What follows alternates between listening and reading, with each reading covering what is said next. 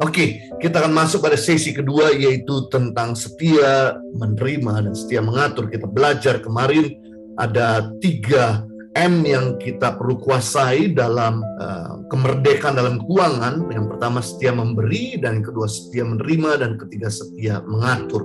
Kurangkan salah satu dari ketiga M ini, pasti kita terlilit hutang, hidup pas-pasan, bahkan juga punya problem di dalam kehidupan kita. Karena orang yang mencintai uang akan melahirkan hal-hal yang jahat, tapi orang yang cinta Tuhan akan melahirkan hal-hal yang baik. Kita akan masuk pada sesi ini, yaitu kita belajar setia menerima. Saya rindu setiap kita bukan sekedar berkarya bagi negeri, tapi saya rindu setiap kita hidup diberkati, hidup di dalam keuangan yang berkelimpahan, agar saudara bisa juga memberkati bukan cuma lewat knowledge saudara, pengajar saudara, tapi saudara juga bisa memberkati mereka lewat finansial saudara. Dan setiap orang butuh uang, dan semua unsur perubahan membutuhkan finansial.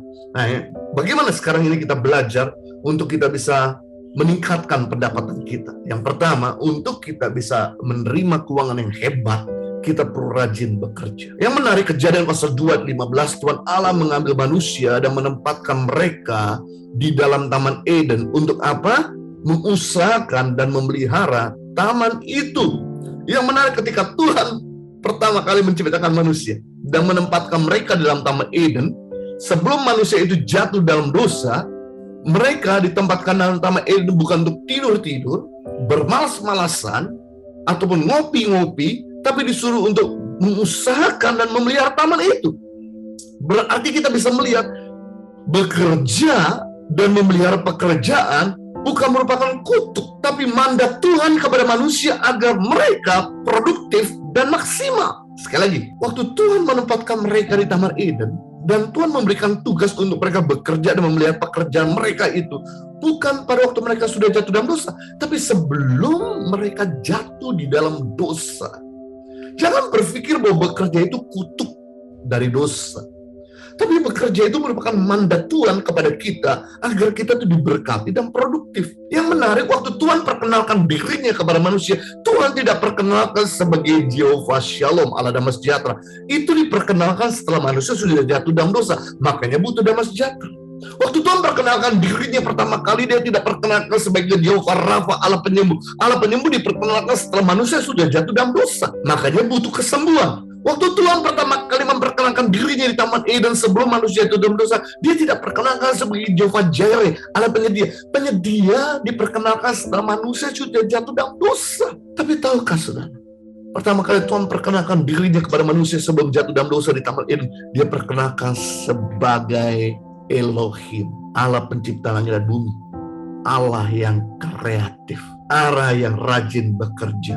Berarti kita bisa melihat di sini, semakin kamu kreatif di dalam mengajar, di dalam bekerja, di dalam aktivitasmu sehari-hari, semakin kau mirip Tuhan. Semakin kau monoton, membosankan, semakin Anda tidak mirip Tuhan. Kenapa kita mulai bosan? Karena kita mulai tidak lagi kreatif. Tahukah, kreatif itu alat membunuh kebosanan dalam hidupku. Saya itu ya, kalau misalnya udah mulai jenuh duduk di sini terus, saya ini kan duduk di sini ini bisa dari pagi sampai malam, bisa sampai subuh. Itu saya bisa pindah tempat ke tempat outdoor, saya bisa pindah tempat ke tempat meja makan, saya bisa pindah tempat ke office dan sebagainya. Tujuannya apa? Supaya menciptakan kesegaran baru. Sama, kalau saya udah jalan ke tempat kerja di jalur yang sama terus, saya akan coba cari jalur yang berbeda. Karena sesuatu yang baru membuat kita bergairah. Kalau Anda mulai jenuh di dalam mengajar, Anda coba lakukan segala sesuatu yang baru. Misalnya berenang kah setelah bekerja, atau sore hari kah? Mungkin pagi hari engkau lakukan dengan kegiatan yang baru. Biasanya Anda bangun pagi langsung masak, coba bangun pagi dengan berdoa atau menyembah. Mungkin coba bangun pagi dengan saudara bisa berolahraga kah? Sesuatu yang baru itu membuat kita bergairah. Nah, yang menarik di sini, Tuhan perkenalkan dirinya kepada manusia sebagai pencipta, Allah yang kreatif. Jadi Adam dan Hawa tahu, kalau Tuhanku kreatif, aku harus kreatif. Itu sebabnya Tuhan tidak pernah memberikan bahan jadi kepada manusia. Tuhan berikan bahan baku. Waktu Adam dan Hawa, ini ingat, Adam waktu itu dan Hawa masih tinggal di pedalaman Eden, belum di kota. Tidak banyak manusia, tidak banyak gedung-gedung, tidak ada gedung malah, tidak ada kendaraan. Ini Adam dan Hawa masih sama seperti saudara, ada di pedalaman, di Eden, di taman, sungai. Waktu itu Adam dan Hawa perlu makan, yang dilakukan sama Adam dan Hawa, dia tidak ngemis-ngemis sama Tuhan. Walaupun Tuhan ada di depan matanya, yang dilakukan sama Adam dan Hawa adalah bahan baku ada di mana-mana, ikan di mana-mana, burung ada di mana-mana, binatang kaki 4 di mana-mana. Yang dilakukan sama Adam berusaha untuk tangkap mereka. Mungkin mereka nggak bisa tangkap mereka karena ikan terlalu licin, maka mereka mulai bikin tombak untuk tusuk ikan, atau mungkin ambil jaring untuk tangkap ikan. Mungkin mereka mau coba tangkap sapi, nggak bisa, tangkap kambing nggak bisa, beduan nggak bisa. Mereka coba bikin perangkap untuk tangkap mereka. Kalau Adam nggak berpikir, Adam tidak bekerja, mereka akan mati kelaparan, walaupun di depan mereka ada Tuhan. Alkitab tidak mengatakan bahwa Tuhan kasih mereka makan. Alkitab mengatakan ketika mereka jatuh dalam dosa, Tuhan memberikan pakaian dari kulit binatang. Membuktikan bahwa Adam perlu makan, dia harus kerja, dia harus mikir. Gimana tangkap itu burung, bagaimana tangkap itu ikan, bagaimana tangkap itu binatang. Sama ketika Adam dan Hawa kehujanan di Taman Eden seperti saudara, yang dilakukan sama Adam dan Hawa, dia bikin shelter, pelindung. Walaupun Tuhan ada di depan mukanya, dia nggak ngemis sama Tuhan. Tuhan, kok hujanan, kok kedinginan, kok kepanasan, beri gue tempat tinggal dong. Bahan baku di mana-mana. Kau berkreasi dong. Bikinkan jadi tempat perlindungan. Kemudian Adam dan Hawa mulai sketsa gambar. Kemudian dia mulai tebang pohon, serut pohon, bikin dinding-dinding. Kemudian ambil daun-daun alang-alang dan tutup jadi atapnya. Tinggallah mereka di rumah, sehingga tidak kehujanan, tidak kepanasan. Saya beritahu, orang yang rajin bekerja, rajin berpikir, rajin berdoa, hidupnya enak. Tapi orang yang tidak rajin berpikir, tidak rajin berdoa, tidak rajin bekerja, hidupnya tidak enak. Sekali lagi, orang yang berpikir keras, orang yang berdoa keras, orang yang bekerja keras, berkata keras. Orang yang tidak berpikir keras, orang yang tidak bekerja keras, orang yang tidak berdoa keras, hidupnya keras. Anda mau pilihan dulu, hidup keras atau kerja keras? Jangan pernah Anda berpikir, saya ini di Jakarta bermalas-malas mau ngangkut-ngangkut. Mungkin saya ini bisa kerjanya lebih lama dari saudara. Saya bukan cuma ngurusin Yayasan Pengharapan, saya harus ngurusin Impact Community Indonesia, saya harus ngurusin problema staff, belum lagi problema orang-orang di komunitas, belum problema pemimpin-pemimpin di daerah, belum problema pemimpin-pemimpin di Impact Community Indonesia, belum lagi problema mereka yang mau bercerai dan sebagainya. Ini tahu nggak, hari ini saja sudah ada kira-kira 4-5 Zoom. Nanti sampai jam 8 sampai jam 10 itu masih ada Zoom tentang konseling keluarga, perceraian dan sebagainya. Belum nanti saya siapin materi lagi untuk firman Tuhan, besok saya mau sampaikan. Belum lagi meeting yang saya siapkan untuk nanti pertemuan dengan staf dan sebagainya. Jadi jangan pernah lihat Tangan Pengharapan sampai sejauh ini, atau Impact Community sampai sejauh ini, kalau mereka orang-orangnya tidak mau kerja, tidak mau berpikir. Itu sebabnya saya sedang encourage kalian, bahwa kalian kerja itu membuat kalian tuh jadi lebih kreatif. Orang kalau nggak pernah dipakai, otaknya jadi tumpul. Orang kalau nggak pernah dipakai, mulutnya jadi kaku. Orang kalau nggak pernah pakai suaranya, nyanyinya, itu jadi fals. Main musik ya, jadi nggak tajam. Coba satu hari kamu nggak latihan, diri kamu tahu kamu nggak latihan, main salah. 1 minggu kamu nggak latihan, tim musik kamu tahu bahwa kamu nggak latihan. 1 bulan kamu nggak latihan, maka seluruh jemaat tahu bahwa kamu nggak latihan. 1 tahun kamu nggak latihan, seluruh dunia tahu kamu nggak latihan. Apa saja yang kau biarkan, kualitasnya akan menurun dan merusak. Tapi apa saja yang kamu kerjakan secara tekun, kualitasnya akan meningkat dan berlipat kali ganda. Waktu Tuhan ngomong sama bangsa Israel, ini bangsa Israel, anak kesayangan sendiri. Tuhan nggak suruh mereka tidur-tidur, bermalas-malasan, ngopi-ngopi, teh-teh, ngobrol-ngobrol. Tapi Tuhan memerintahkan mereka dalam Keluaran pasal 34-21, 6 hari lamanya kau bekerja, tapi hari ke-7 haruslah kau berhenti. Saya mau kasih tahu, Lebih banyak Tuhan perintahkan kepada anak saya yang bekerja atau lebih banyak berhenti? 6 hari lamanya kau bekerja, hari ke-7 berhenti. Kita bisa melihat di sini, lebih banyak mereka bekerja daripada berhenti. Minta maaf. Ada di daerah-daerah Kristen yang notabene mereka lahir Kristen, mereka sudah bergereja, beribadah, minta maaf. Tapi 6 hari lamanya mereka berhenti, hari ke-7 mereka berhenti, sempurna jadi miskin. Jadi jangan jealous sama orang-orang yang diberkati dalam finansial, karena mereka rajin mikir, rajin berdoa, rajin kerja. Bahkan Tuhan sendiri ngomong sama Rasul Paulus kepada jemaat di Tesalonika dalam 2 Tesalonika 3:10. Sewaktu kami berada di antara kamu, kami beri peringatan ini kepada kamu, jika seseorang tidak mau bekerja, janganlah ia makan. Artinya gini, Paulus sedang ngomong dengan bahasa diplomatis. Kalau kau nggak mau kerja, jangan makan. Tapi kalau dia pakai bahasa yang tidak diplomatis, dia akan ngomong gini, kalau kau malas lebih baik mampus aja. Kalau kau malas lebih baik mati aja. Kenapa? Karena orang yang malas tuh jadi benalu. Orang malas tuh jadi parasit. Coba Anda digaji sama Yayasan Mengharap, Anda nggak mau ngajar. Anda digaji sama Yayasan Mengharap, Anda tidak mau membina anak-anak. Anda tuh jadi benalu, jadi parasit, makan gaji buta. Dan cepat atau lambat orang-orang malas akan terbongkar. Nah, saya beritahu, orang yang malas tidak akan disukai banyak orang. Makanya biasanya orang malas itu umurnya lebih cepat dipanggil sama Tuhan daripada orang-orang produktif. Saya pernah diteliti, saya dapatkan penelitian bahwa di Jepang banyak sekali masyarakat yang usia 90 tahun ke atas. Satu desa itu 90 tahun ke atas. Ternyata mereka punya kebiasaan adalah waktu bangun pagi, mereka olahraga, dan kemudian mereka bekerja sampai sore. Walaupun mereka usia sudah 90 tahun. Entah itu mereka bekerja menenun, mereka bekerja menangkap ikan, mereka bekerja di kebun, mereka bekerja dengan memasak, dan sebagainya. Ternyata orang bekerja itu membuat dia punya tajam dalam pemikiran, sehat dalam mental, serta juga mereka sehat dalam jasmani. Sekarang ini lebih baik Anda itu stres karena kerja daripada stres karena nggak kerja. Masa pandemik ini telah membuat orang-orang yang bekerja itu merasa bersyukur karena melihat banyak sekali orang-orang dan teman-teman kita, mungkin yang kita tahu, mau mereka di PHK, mereka stres, cari kerjaan susah, banyak perusahaan-perusahaan tutup.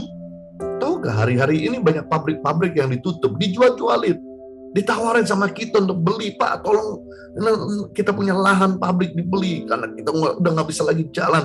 Banyak kantor-kantor tutup hari ini di Jakarta. Banyak working space, ruangan-ruangan kerja yang dijual-jualin, disewa-sewain, numpuk. Jadi Anda mesti bersyukur kalau Anda tuh bekerja di sana. Coba Anda kerja 1 bulan, Anda di kota nggak ngapa-ngapain. Wah, walaupun mungkin Anda digaji buta, pasti Anda akan merasa nggak nyaman, makin bodoh gitu. Sementara yang lain makin tajam. Ini di masa pandemik saya punya 2 teman. Saya bicara di ibadah minggu besok minggu.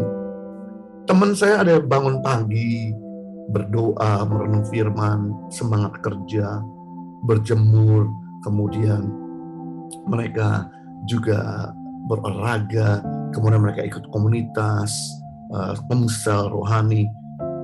Dan ada teman saya juga di masa pandemi ini yang bangun paginya siang, nggak olahraga, santai-santai, ngopi-ngopi, minum-minum, ngobrol-ngobrol, gosip sana, gosip sini, nggak bikin apa-apa. 1,5 tahun pandemi berjalan, saya lihat mereka yang rajin kerja, finansialnya makin diberkati, kesehatannya makin sempurna, pemikiran makin tajam. Kalau ketemu dia berkualitas. Tapi ketemu sama teman saya yang nggak ngapa-ngapain di masa pandemi, ngomongannya masih sama, ngomongannya ke belakang terus, ngomongin orang terus, keadaannya makin parah, minjam sana minjam sini, membuktikan tidak bisa dibohongi dan dipungkiri bahwa Allah tidak punya kepentingan memberkati malas. Allah cuma punya kepentingan memberkati orang rajin. Minta maaf, kalau Anda cuma rajin nyanyi, memuji-muji Tuhan, tapi Anda malas, uang nggak jatuh di atas kepala kita. Uang itu datang ketika kita tuh menggunakan tangan. untuk bekerja, lutut untuk berdoa, mulut untuk berbicara, otak memikir. Itu sebabnya Amsal pasal 10 ayat yang ke-14, soal yang keempat, tangan yang lambat membuat kamu miskin, tangan yang rajin menjadikan kamu kaya. Orang malas pasti jatuh miskin dalam bahasa Indonesia sehari-hari, tapi orang kaya pasti jadi kaya. Sekalipun Anda bertuhan, kalau Anda malas, Anda nggak akan diberkati. Terbukti beberapa daerah yang mayoritas bertuhan, tapi karena mereka malas, mereka miskin.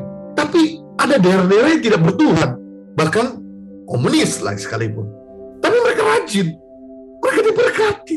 Jadi intinya berkat tidak diberkati, rajin atau tidak. Cuman bedanya mereka yang rajin tidak takut akan Tuhan, pintu depan lebar, pintu belakang lebar. Ada aja kebocoran, ada aja kehilangan, ada aja musibah, ada aja yang perlu dikeluarkan, nggak bisa dinikmati, nggak bisa diwariskan atau memberkati yang lain.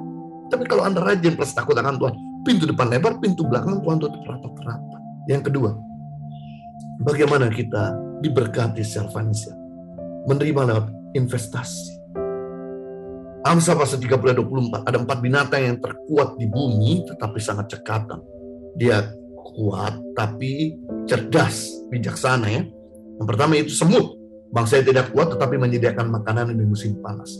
Ternyata ini yang bikin kita, yang menulis kitab Amsal adalah Salomo, seorang kaya raya di dunia waktu itu. Ternyata dia bukan cuma belajar sama manusia, tapi belajar sama binatang. Jadi Anda mesti bersyukur bahwa Anda ada di daerah. Anda bisa belajar sama siapa saja. Anda bisa belajar sama manusia, Anda bisa belajar sama tumbuhan, Anda bisa belajar sama alam, Anda bisa belajar sama binatang, Anda bisa belajar sama siapa saja. Orang yang rendah hati, dia akan banyak terima manfaat. Belajar sekalipun ya. Sama binatang terkecil, yang namanya semut. Semut tuh ada di mana-mana, mau ada di kota, mau ada di hutan, mau ada di pedalaman, ada di mana-mana semut.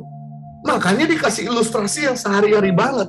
Seperti semut, dia nggak kuat, tapi menyediakan makanan di musim panas. Artinya, semut itu sedang menginspirasi kita, bukan cuma rajin kerja, tapi semut itu rajin investasi. Karena semut mengerti, nggak selalu datang musim panas, akan datang musim dingin. Nggak selalu hadir musim kelimpahan, akan ada musim paceklik. Akan datang musim krisis. Yang dilakukan sama semut, yaitu ketika dia punya makanan yang berlimpah-limpah, dia bukan cuma kenyang hari ini, dia nabung untuk di masa yang sukar.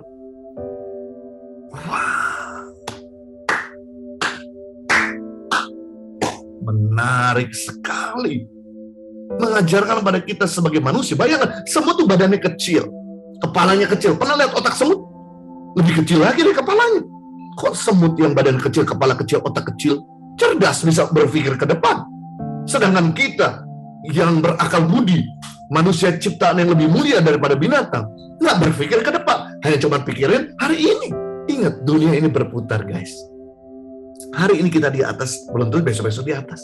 Hari ini kita kuat, belum tentu besok-besok kuat. Hari ini kita produktif, belum tentu besok-besok produktif. Hari ini kita sehat, belum tentu besok-besok masih sehat.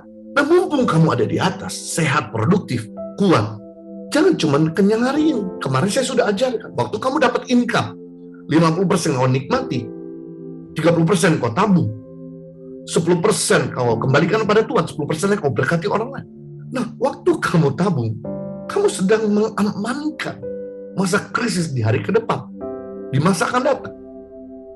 Sehingga waktu dunia ini berputar masuk masa krisis, seperti semut, ketika datang musim dingin itu semua tumbuh-tumbuh mati. Karena semua berubah jadi es. Maka semut rileks. Saya nggak pernah lihat semut mati karena kelaparan. Atau semut jual diri. Nggak ada. Setahu saya semut mati karena diinjak kakimu. Jadi semut mati nggak ada yang kelaparan. Semut mati itu karena diburu. Nggak ada semut mati karena kelaparan. Walaupun tuh badan kerempeng.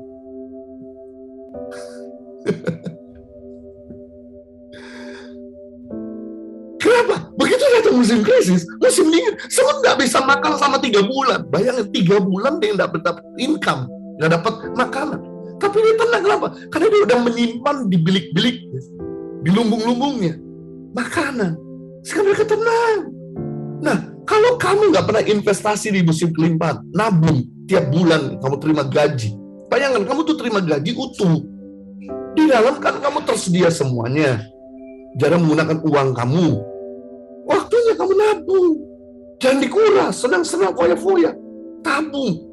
Belikanlah rumah buat orang tuamu kan? Atau belikanlah tanah di kampung halamanmu.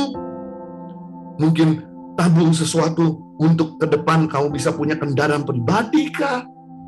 Tabung untuk kamu bisa jalan-jalan nanti ke kota lain atau ke daerah lain. Sehingga kamu tidak bergantung sepenuhnya sama orang. Baru kamu berangkat. Jadi waktu kamu nabung, datang musim krisis ketika kamu ada di bawah, maka kamu tenang dan rileks seperti semut. Gak jual diri, gak panik, gak gelisah, gak jantungan, gak darah tinggi. Kemudian keuntungan yang kedua, kalau kamu nabung, selain kamu tenang waktu datang musim krisis, yang kedua, akan banyak orang datang sama kamu jual aset mereka dengan harga murah meriah. Barang-barang mereka, tahu kah? Barang di musim kelimpahan harganya tinggi, tapi barang di musim krisis harganya murah meriah. Kemarin waktu masuk masa pandemi, mereka jual mobil mereka jual harta benda mereka jual HP mereka jual kotor mereka jual rumah mereka dengan harga yang murah meriah, mereka jual saham mereka, harganya banting-bantingan. Anda beli dengan harga murah, mereka dapat duit, mereka bisa hidup dari jual barang mereka ke kita. Tapi kita udah punya aset-aset mereka dengan harga murah meriah. Yang ketiga, keuntungan. Kalau mereka datang lagi sama kita dan mereka berkata, hartaku udah habis, asetku udah habis, sudah jadi milik kamu semua. Tolong bantu saya nggak bisa makan karena musim krisis, musim kelaparan begitu panjang. Kamu bantu karena kamu masih punya stok. Kamu bisa menuntun orang itu kepada kebenaran, membimbing orang itu pada Tuhan, membawa mereka kembali kepada jalan yang benar. Kamu bisa tuntun mereka kepada kebenaran. Keempat, keuntungan. Begitu kamu suka nabung di musim krisis, begitu datang musim kelimpahan lagi, ketika dunia ini berputar kembali ke masa kelimpahan, maka Anda bisa menjual aset-aset dengan harga yang tertinggi, aset dengan harga yang murah meriah. Di musim kelimpahan kamu dapatkan, seperti musim krisis kamu dapatkan, begitu datang musim kelimpahan, harga nilai barang dan aset itu naik berlipat kali ganda, dan Anda bisa jual dengan keuntungan yang begitu luar biasa. Jadi ada 4 keuntungan kalau kau nabung, kau investasi. Yang pertama, kamu tenang di musim krisis. Kedua, kau bisa beli aset dengan harga yang murah meriah, barang-barang dengan harga yang murah meriah. Yang ketiga, kau bisa menuntun orang pada kebenaran. Yang keempat, kau bisa jual nanti di musim kelimpahan ketika dunia ini pulih lagi dengan harga yang berlipat kali ganda. Wow, ada begitu banyak orang yang tiba-tiba kaya mendadak karena mereka mengumpul, karena mereka nabung. Ketika datang musim susah, aset mereka harganya, nilainya berlipat kali ganda. So, pikirin ke depan, usia 30-60 tahun adalah usia kamu menabung. Karena usia ini adalah usia kamu produktif, mengumpulkan, jarang sakit, masih kerja belum pensiun. Tapi begitu kamu usia 60 tahun ke atas, ada usia kamu pensiun. Lebih banyak sakit, istilahnya udah nggak kurang income, pendapatan berkurang atau berhenti, kamu sakit-sakitan, sering masuk rumah sakit. Jadi usia kamu mengambil. Nah, kalau kamu tidak pernah nabung di usia 30-60 tahun, maka waktu usia 60 tahun ke atas, kamu tuh jadi benalu. Buat teman, buat anakmu, buat cucumu. Kamu nggak diharapkan. Dibuang sana, dibuang sini. Anak dan mantumu jadi kurang ajar. Tapi, kalau kamu nabung di usia 30-60 tahun, kamu punya aset, kamu punya harta benda, kamu tenang dan rileks di usia 60 tahun ke atas. Kalau mantumu kurang ajar, dia rugi sendiri, nggak dapatkan warisan. Kamu akan dinantikan, disayang sama mantumu, anakmu. Jadi penting di sini jangan mikirnya hanya cuma hari ini. Lebih baik kau kenceng, ketat, set, supaya kamu bisa nabung. Malaikat 3:10, ayat ini sering kali dipakai untuk ayat perpuluhan. Tapi saya mau buka dari angle yang berbeda. Bawalah persembahan perpuluhan itu ke dalam rumah perbendaharaan supaya ada tersedia makanan di rumahku. Ujilah aku firman Tuhan semesta alam. Yang pertama, janji Tuhan.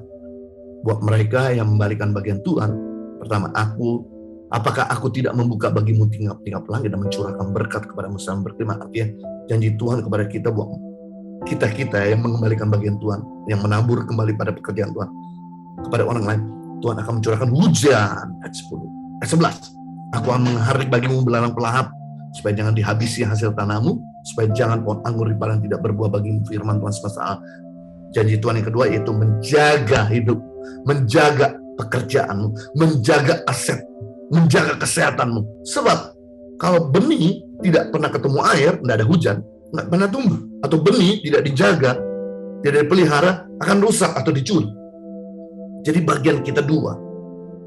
Bagian kita yaitu mengembalikan bagian Tuhan, menabur bagi orang lain dan bagi pekerjaan Tuhan. Yang kedua, menanam benih. Jangan cuma kau rajin nabur sana sini, tapi kamu tidak pernah menanam benih, tidak pernah punya investasi, tidak punya tabungan.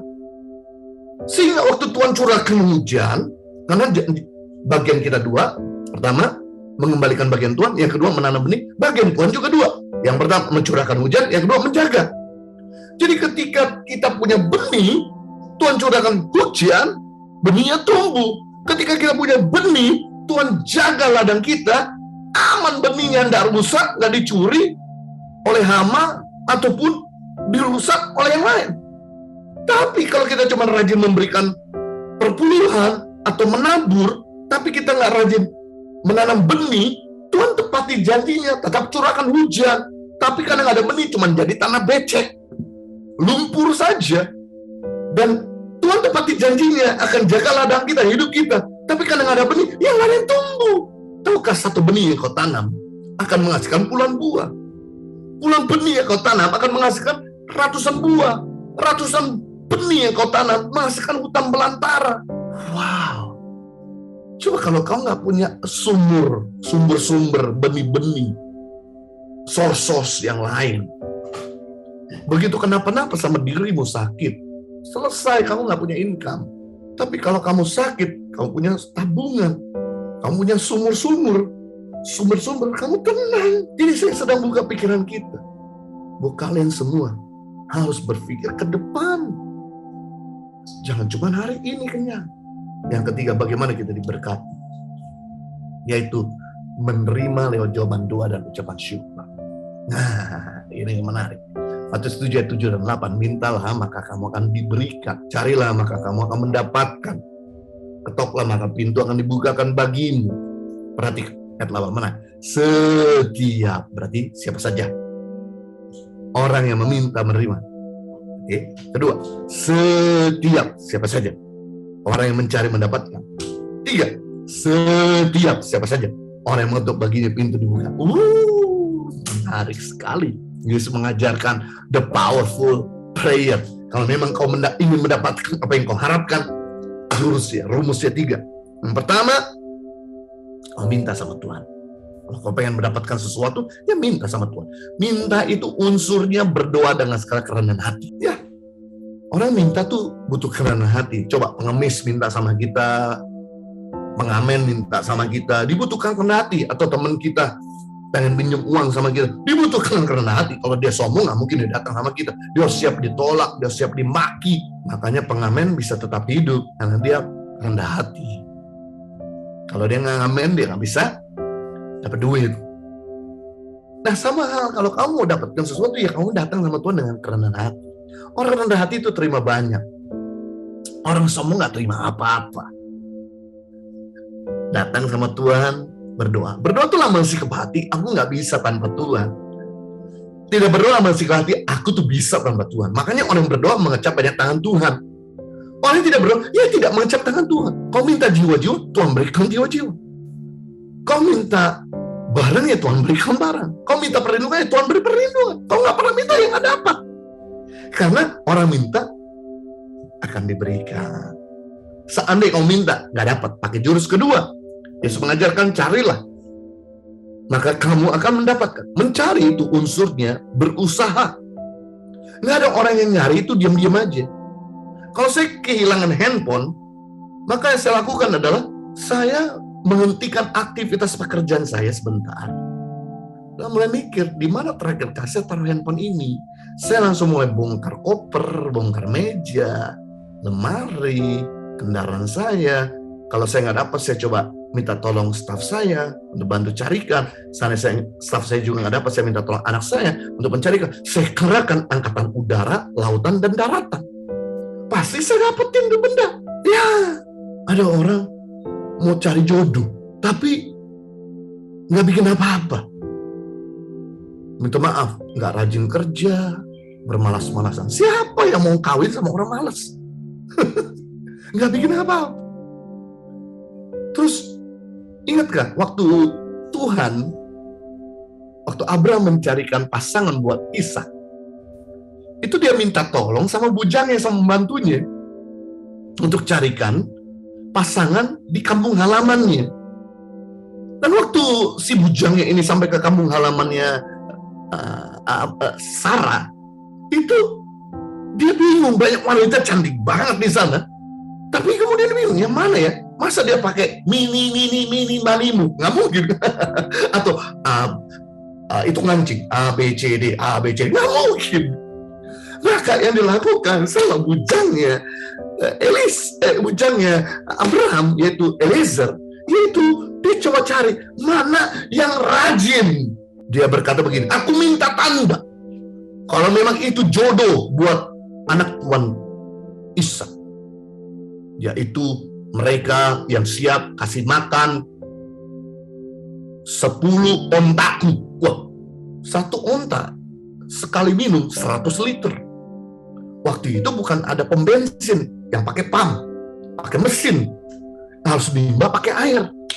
Ini bujangnya Abraham aneh-aneh aja, minta tolong wanita, suruh kasih minum 10 onta dikali 100, berarti kan 1000 liter. My goodness, 1000 liter, 1000 kilo. Wah, dia ketemu sama namanya Ribka.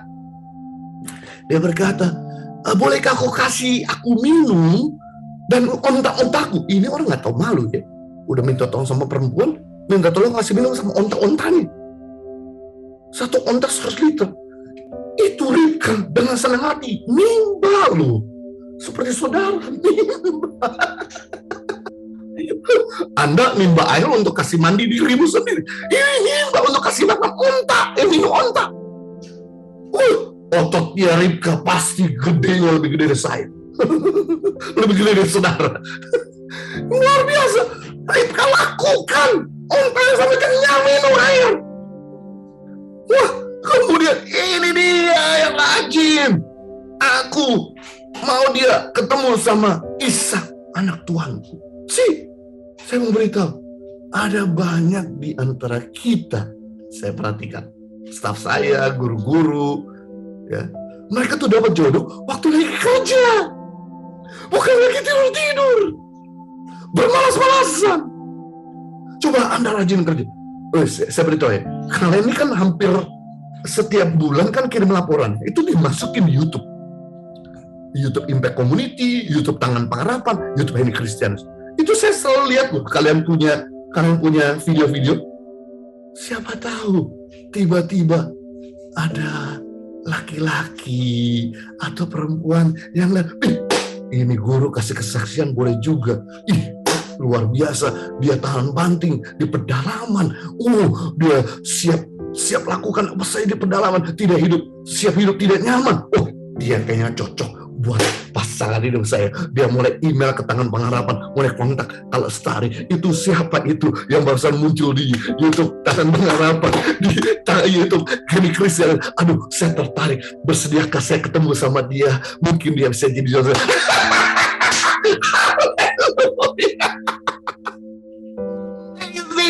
Amazing. Luar biasa sekali. Anda dapat jodoh. Kenapa? Karena Anda dipamerin terus. Makanya kalau bikin laporan, jangan malas-malasan. Bikin laporan sekeren-keren mungkin. Dandan dikit. Jangan ucek-ucek karena seperti bangun tidur. Lihat, perhatikan, orang lihat penampilan, Tuhan lihat hati. Calonmu itu nggak pernah tahu hatimu, dia cuma tahu penampilanmu. Jadi berikan penampilan the best waktu kamu di syuting. Rapi dikit, dandan dikit, menarik sedikit, feminim sedikit, langsing sedikit. Karena manusia lihat penampilan, tidak tahu hatimu. Yes. Dan kalau kamu ketemu sama dia, please tolong wangi. Jangan bau apak, jangan bau ketek. Udah tertarik, menarik di video, tapi begitu ketemu, aduh, bau ketek. Sebabnya perlu sekali-kali juga wangi-wangi sedikit, ya.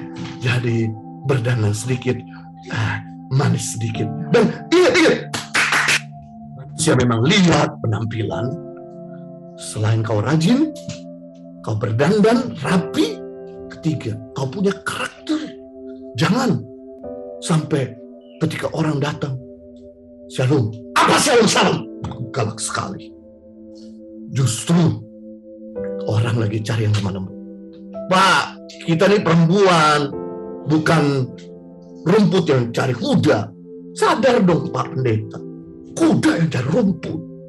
Di mana-mana kuda yang cari rumput. Kita kan rumput, gak mungkin sombong atau gak mungkin agresif. Cari kuda. Iya, betul juga. Kuda cari rumput. Tapi kalau rumputnya itu nunduk terus, berdoa terus kemudian gak bikin apa-apa, gimana kuda bisa lihat? Bagaimana caranya dong Pak kalau gitu? Ya rumput kasih hin-hin, lambai-lambai dong, kasih kode bahwa aku tertarik juga sama kamu, tolong didekati. Oh my goodness. Nanti lihat, kuda lihat, ini rumput lagi bergoyang-goyang. Kita dekati, cakep juga, manis juga, rajin, sopan, lembut, gak kasar, gak judes, gak galak.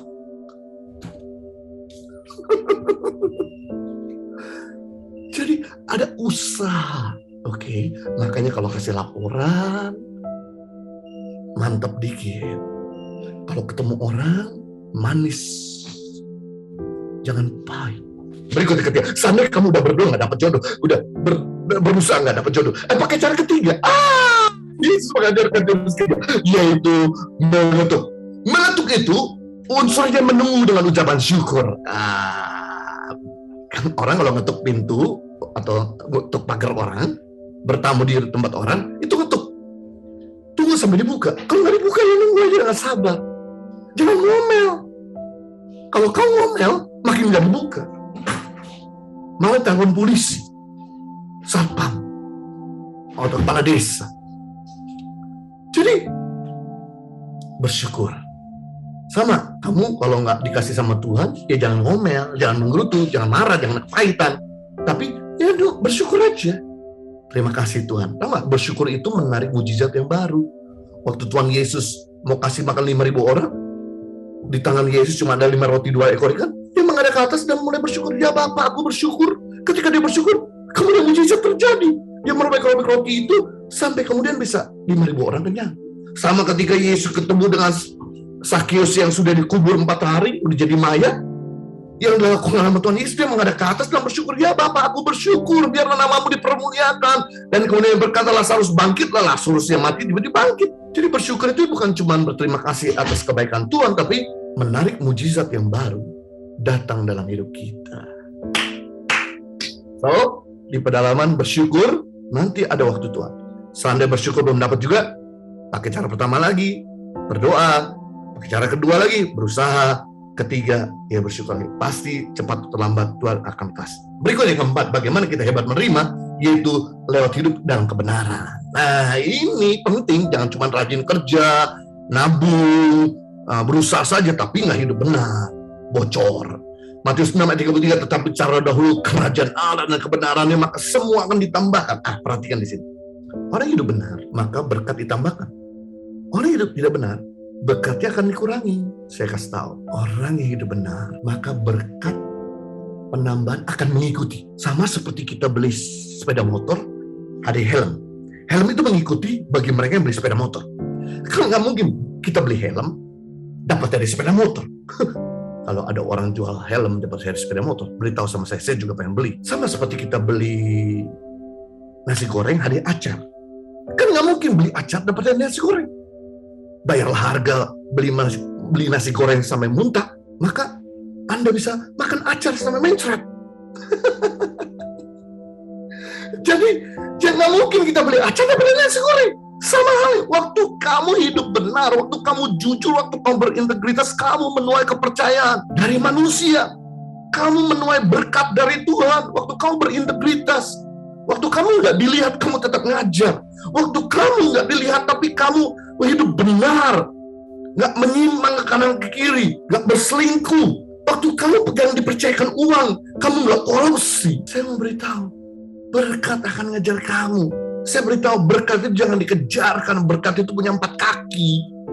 Manusia punya 2 kaki. Kalau kamu mengejar punya 4 kaki, kamu akan lelah. Udah lelah nggak dapatkan, karena larinya yang 4 kaki lebih cepat daripada yang punya 2 kaki. Yang kamu lakukan adalah, kamu hidup benar, maka berkat akan ngejar. Begitu berkat mengejar kamu, sekalipun kamu di pedalaman, sekalipun kamu tersembunyi, sekalipun kamu terisolasi, berkat akan mendapatkan kamu. Saya kasih tahu ya, orang kalau berharga, bernilai, walaupun dia ada di hutan, tempat tersembunyi, di pedalaman, dicari. Seperti contoh ya, sampai hari ini, di Halmahera dan di Papua, di Kalimantan, orang terus gali tambang batu bara, emas, nikel dan sebagainya dicari. Bukan emas yang cari mereka cari emas. Hal yang sama kalau kamu excellent, kamu jujur, kamu dicari. Hari-hari ini langka dengan orang jujur. Maka orang jujur itu ya, itu pasti bukan cuma dicari waktu dia masih muda. Begitu dia tua, dilarang pensiun. Karena dibutuhkan. Tapi kalau kamu nggak jujur, kamu dipensiunkan dini. Kalau bisa cepat-cepat selesai lah. Daripada jadi benalu di tempat kita. Jadi di sini penting, Anda benar, Anda berintegritas, berkat akan mengikutimu. Waktu dia mengikuti, mengejar kamu, dia pasti dapatkan kamu. Wow. Sekarang kita belajar setia mengatur. Tadi setia menerima, ada 4. Yang pertama rajin kerja, rajin nabung, investasi. Ketiga, rajin berdoa, berusaha, dan bersyukur. Yang keempat, rajin hidup dan kebenaran. Sekarang, bagaimana kita setia mengatur, bijaksana mengatur? Karena pelipat gandaan terjadi waktu kita setia mengatur. Yang pertama, banyak cari nasihat. Amsal 12 ayat 15, jangan orang bodoh, lurus dengan anggapannya sendiri. Setiap orang menganggap bahwa dirinya benar. Kalau dia nggak pernah dengerin orang, dia paling hebat. Makanya hati-hati saudara yang ada di daerah-daerah yang merasa diri superior, karena mungkin Anda dianggap guru yang paling pinter, Anda merasa jadi sombong. Ingat, setiap kita menganggap dirinya baik. Tetapi, ada tapi. Siapa mendengarkan nasihat, ia bijak. Berarti, sebelumnya orang ini nggak bijak, orang ini masih bodoh. Tapi karena dia mendengarkan nasihat, maka dia jadi bijak. Nah, sama hal kalau Anda mau bijak dalam mengajar, Anda mau bijak dalam keuangan, Anda mau bijak dalam kesehatan, Anda mau bijak dalam perkataan, Anda harus dengarkan nasihat. Mau dipimpin sama Tuhan dan dipimpin sama orang lain. King of success in the Bible, they were king of failure. Raja-raja sukses dalam Alkitab, mereka raja-raja kegagalan. Tapi bedanya mereka mau dibina dan dimentor oleh Tuhan dan pemimpinnya. Dinasihati. Tidak ada Musa yang bisa menjadi pemimpin spektakuler, bikin mujizat yang aneh-aneh, memimpin 2 juta bangsa Israel yang ngebangkang keras kepala. Kalau dia nggak pernah dimentor oleh Tuhan dan mertuanya namanya itu, dan tidak selama 40 tahun, bukan waktu yang singkat tapi waktu yang panjang, bukan 40 hari, bukan 40 bulan, bukan 40 minggu tapi 40 tahun. Tidak ada Yosua yang bisa membawa bangsa Israel masuk tanah perjanjian. Kalau dia nggak pernah dimentor oleh Musa selama 40 tahun. 40 tahun dinasehatin, 40 tahun dibimbing, 40 tahun diarahkan, diberdayakan. Wow, tidak ada Elisa bisa bikin mujizat 14 kali kalau dia tidak pernah dimentor oleh Elia di 4 kota berbeda. Tidak ada rasul-rasul yang sampai mendunia kalau dia tidak pernah dimentor oleh Tuhan Yesus. Tidak ada Timotius yang muda dan berkarisma kalau dia tidak pernah dimentor oleh Paulus. So, kalau Anda mau bijak dalam Tuhan, Rendah hati di mentor. Kenapa sering kali kita salah mengambil keputusan? Kenapa sering kali kita fail? Jawaban sederhana, karena waktu kita mengambil keputusan, kita punya informasi yang terbatas pada saat itu. Masih ingat kenapa waktu kita di bangku SD, SMA, teman kita nggak naik kelas? Atau kenapa kita nggak naik kelas? Karena waktu kita mengerjakan ujian, kita memberikan informasi yang tidak akurat. Pemimpinmu, penasehatmu, itu bisa memberi informasi yang lengkap agar Anda jangan salah mengambil keputusan. Karena mereka ada di atasmu, punya daya pandang lebih luas, lebih lebar, lebih jauh daripada kita ada di bawah yang punya daya pandang lebih terbatas dan lebih sempit. Tidak ada Cristiano Ronaldo tanpa Sir Alexander Ferguson, tidak ada Michael Jordan tanpa Phil Jackson. Bayangkan, ini Cristiano Ronaldo waktu dia masih muda.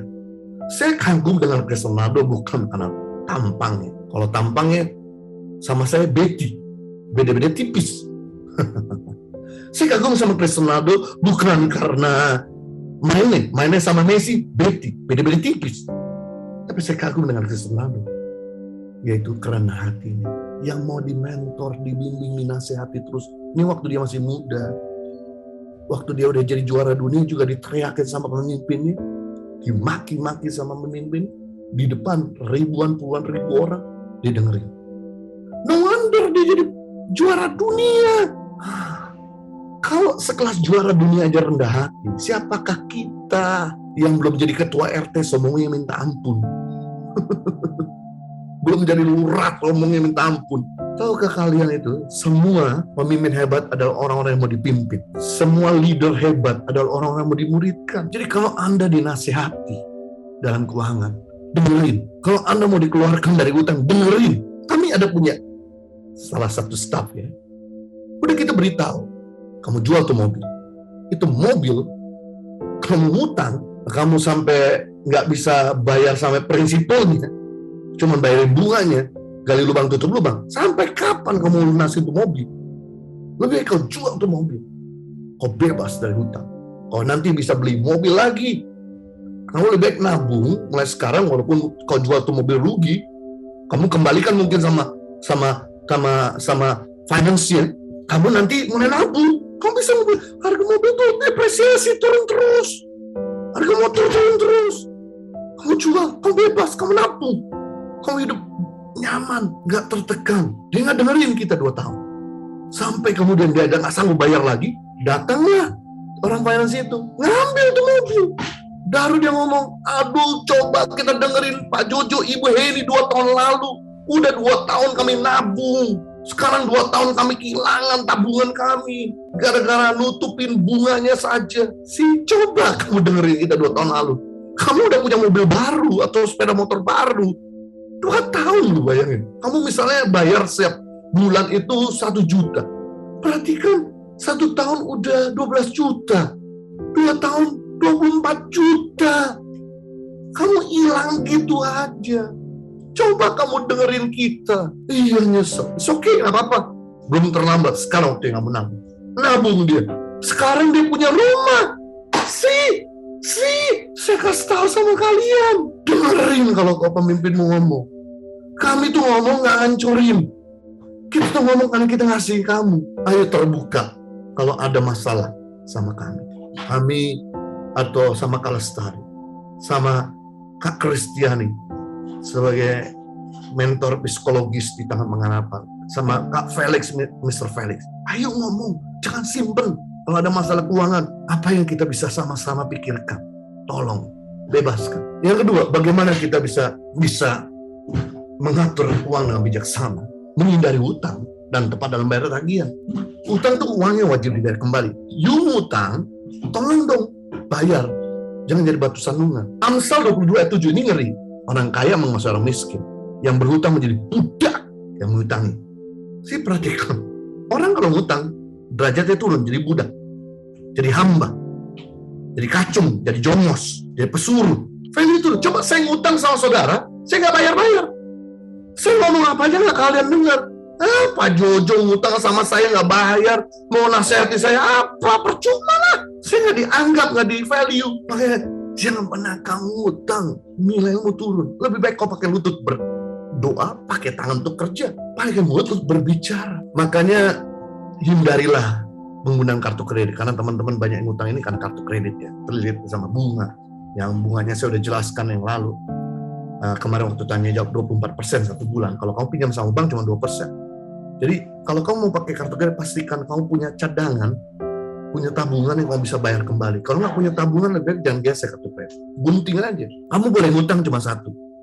Kepada investasi yang kamu bisa bayar, bukan cuma bunga, sampai ke prinsipalnya, pokoknya. Itu adalah pinjaman yang produktif. Berikutnya adalah tepat dalam bayar tagihan. Kalau kamu nggak tepat bayar tagihan, kamu dipukul sama bunga. Yang harusnya kita nggak perlu bayar. Ini namanya bijak. Makanya catat semua tanggal-tanggal tagihan air, tagihan listrik, tagihan telepon, tagihan kos-kosan dan sebagainya.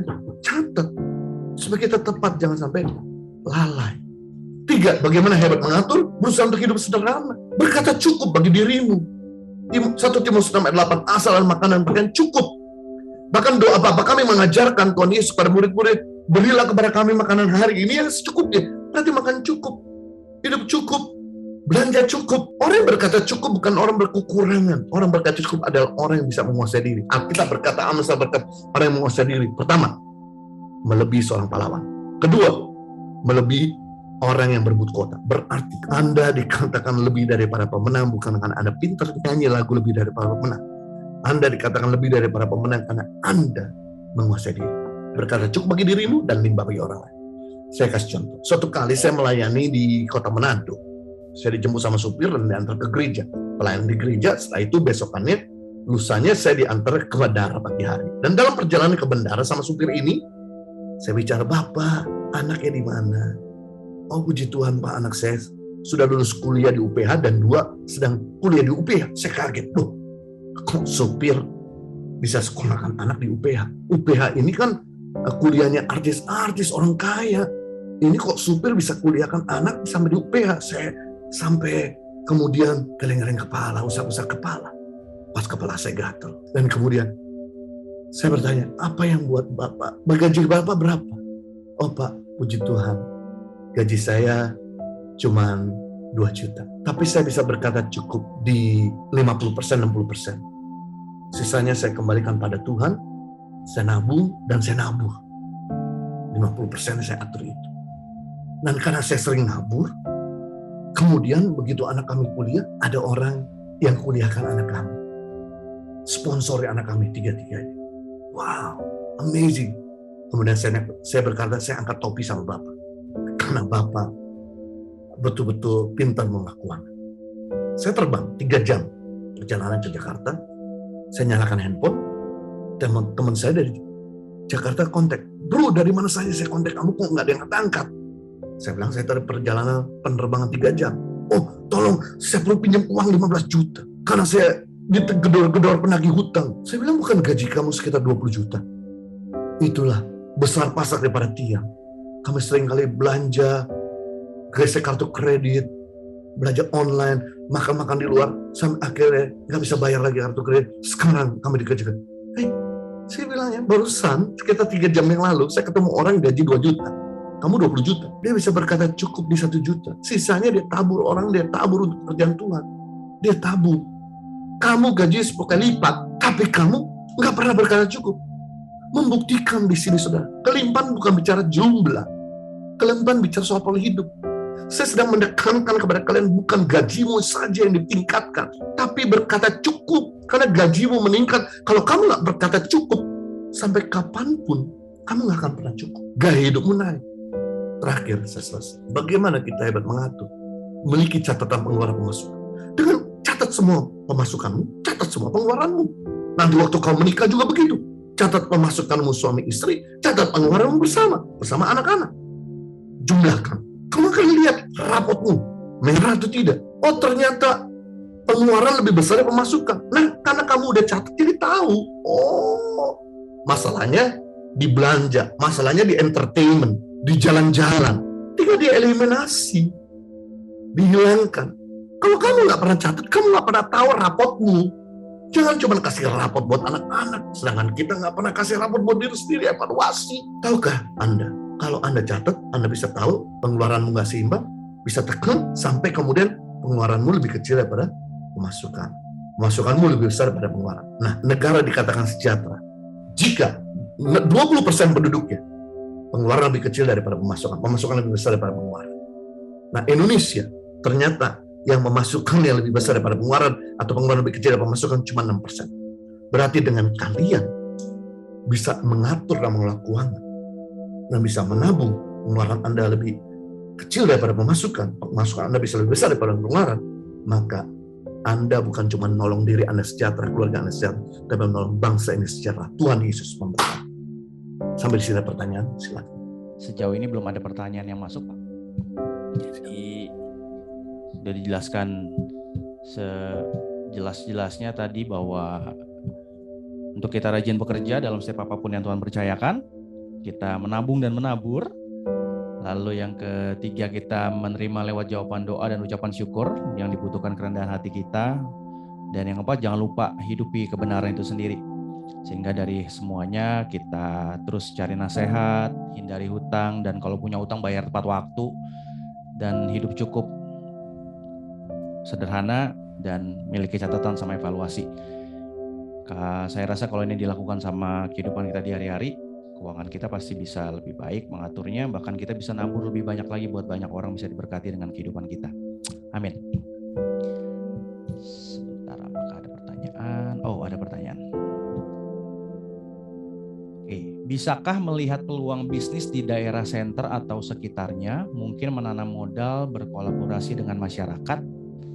Gimana, Pak? Wah, ini bagus. Justru ini peluang yang paling besar. Kalau kau bisnis di kota banyak pesaing. Bisnis di daerah pesaingnya sedikit. Makanya kasihan nih. Masyarakat itu ditekan sama rentenir, ditekan sama mafia-mafia.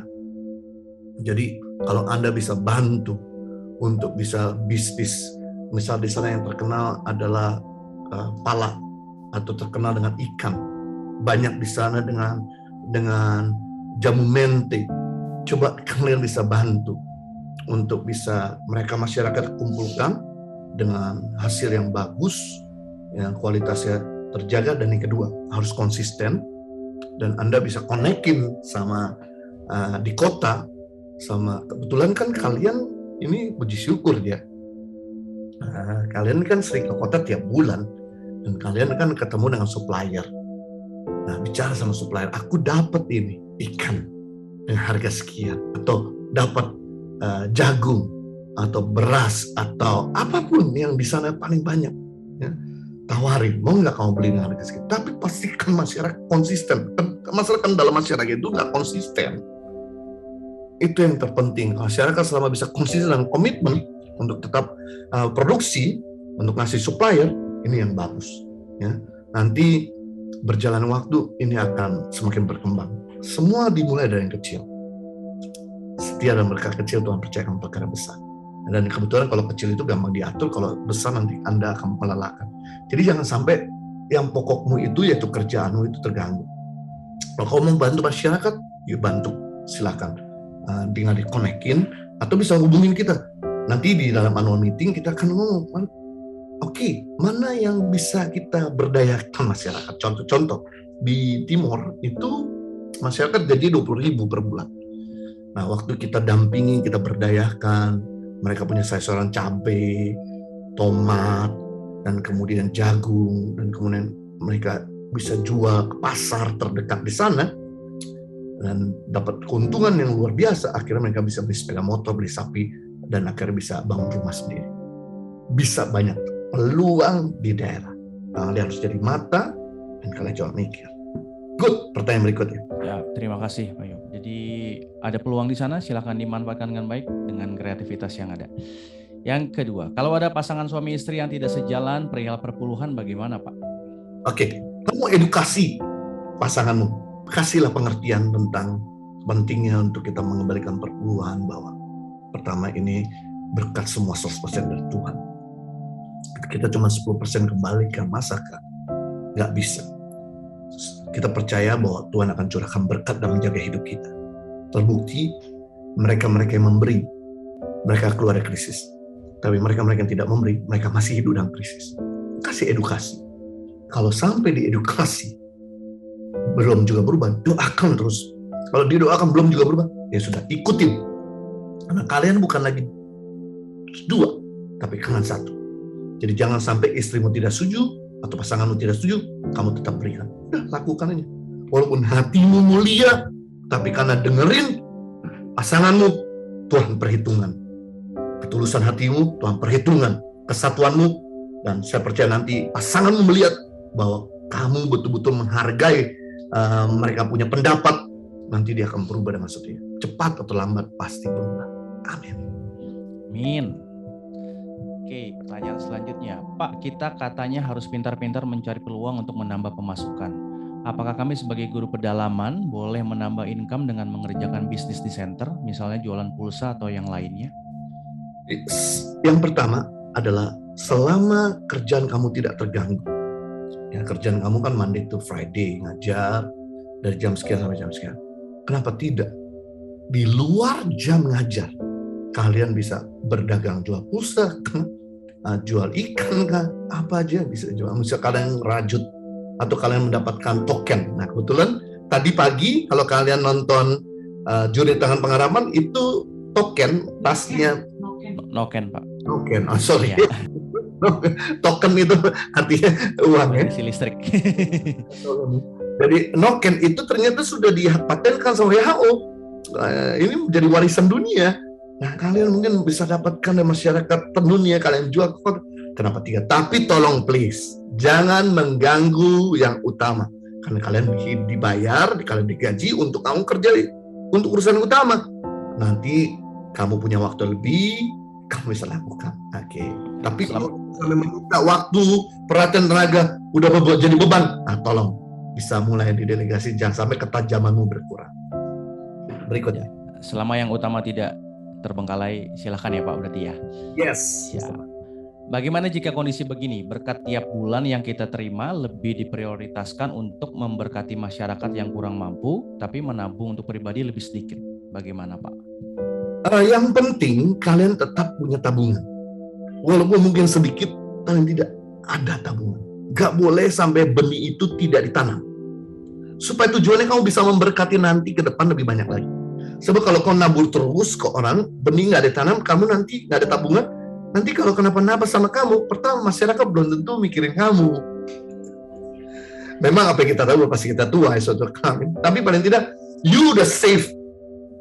Selamatkan dulu. Kalau kenapa-napa nanti ke depan kamu butuh beli HP ganti baru, atau rusak kan nanti kita beli baju baru di kota, atau beli celana baru, ya kan, atau beli deodoran kan nanti kalau ketemu calon pasangan ternyata bisa lebih wangi kan.